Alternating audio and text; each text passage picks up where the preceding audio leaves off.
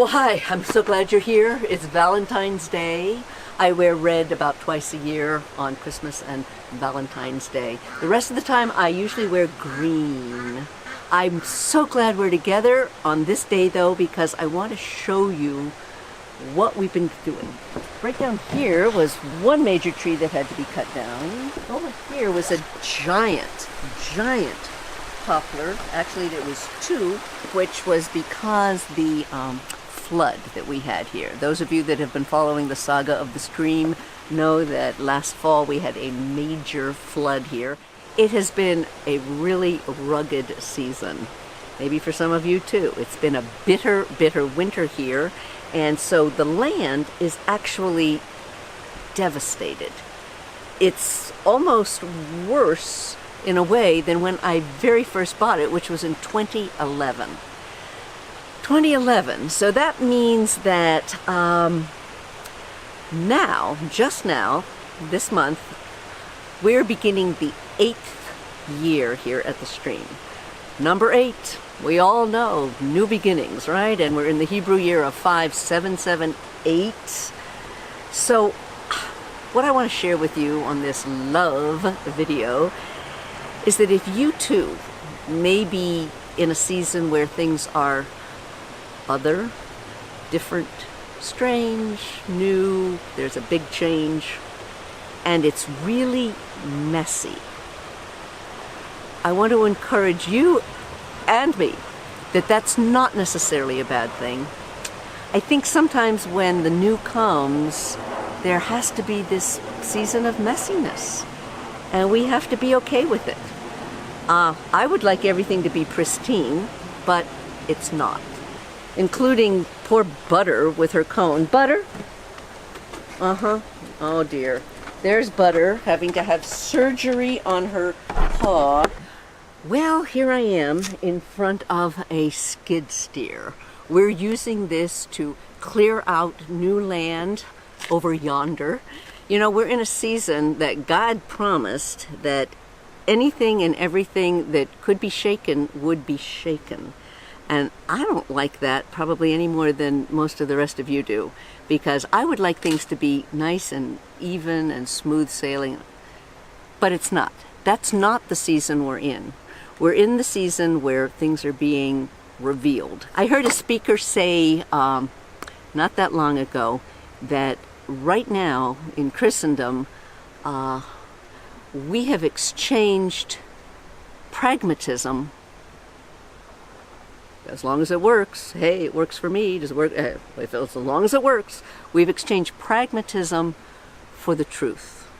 I have to wrestle against this all the time, because when you're dealing with things like machinery and logs and trees and things like that, you want to just absolutely go with what is going to make all of this work. But we have to resist that as his sons and daughters, because God's ways are so much higher than our ways, and his plans are so much farther and beyond our plans. And we must be in this total state of yielded surrender, submission, saying, Father, whatever you're doing, that's what we want to do.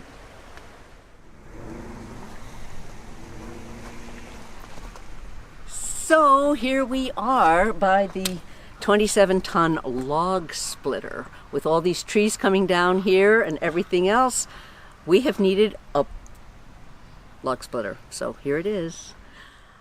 You know, all of this messiness and all of this confusion, it makes me know that we're in a world that is so filled with lies and deception and things in the media and things in Hollywood and academia and all that are so unsavory. They're so unpleasant. We don't like them. So Christians, believers, all of us, tend to just want to isolate ourselves from them and live in a bubble of, I'm fine, we're all fine, yeah, and just praise and worship and just Jesus and just soaking, you know, conferences and whatever we do. But God really needs us to be nitty-gritty people and show up and be his body. I'm going to share with you now a quote from Teresa of 1515. Here she is. Christ has no body now but yours, no hands, no feet on earth but yours. Yours are the eyes through which he looks compassion on this world. Yours are the feet with which he walks to do good. Yours are the hands through which he blesses all the world. Yours are the hands, yours are the feet, yours are the eyes.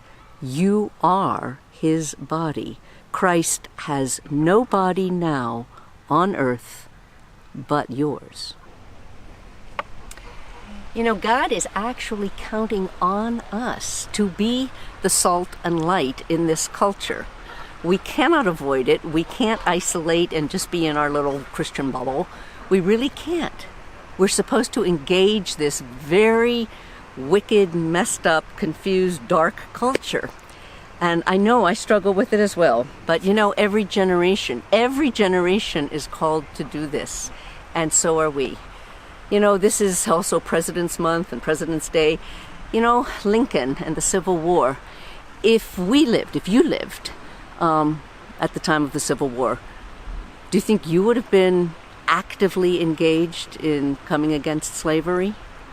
Or like 70 years ago, actively engaged in coming against Nazism? I mean, we have to be really glad that there were people of conscience and, you know, strength that did.